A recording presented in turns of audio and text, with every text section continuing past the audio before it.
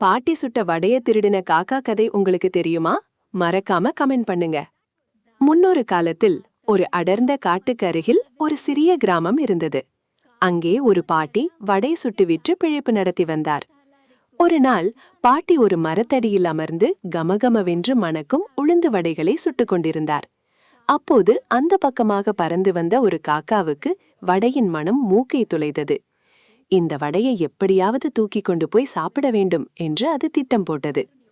பாட்டி ஒரு நிமிடம் கவனிக்காத நேரத்தில் காக்கா சட்டென்று கீழே இறங்கி ஒரு வடையை கவ்விக்கொண்டு பறந்தது. அருகில் இருந்த ஒரு மரக்கிளையில் போய் அமர்ந்தது.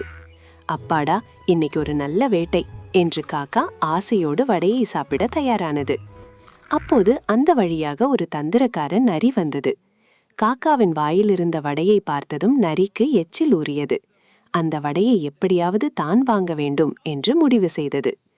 நரி மெதுவாக மரத்தடியில் நின்று காக்காவை பார்த்து சொன்னது, காக்கா அண்ணே, நீங்கள் எவ்வளவு அழகாக இருக்கிறீர்கள். உங்கள் சிறகுகள் மின்னுவதை பார்த்தால் எனக்கு பொறாமையாக இருக்கிறது. உங்கள் குரலும் மிகவும் இனிமையாக இருக்குமே, எனக்காக ஒரு பாட்டு பாடுங்களேன் என்றது. தன் அழகையும் குரலையும் யாரோ புகழ்கிறார்களே என்று காக்கா மாறுதத்தி கொண்டது. நரியின் தந்திரம் புரியாமல் பெருமையோடு தன் குரலை உயர்த்தி காட்ட கா கா என்று கத்தியது. அவ்வளவுதான். காக்கா வாயை துறைந்ததும் வடை கீழே விழுந்தது. காத்திருந்த நரி லாவகமாக வடையை பிடித்துக்கொண்டு மிக்க நன்றி காக்கா என்று சொல்லிவிட்டு ஓடிவிட்டது.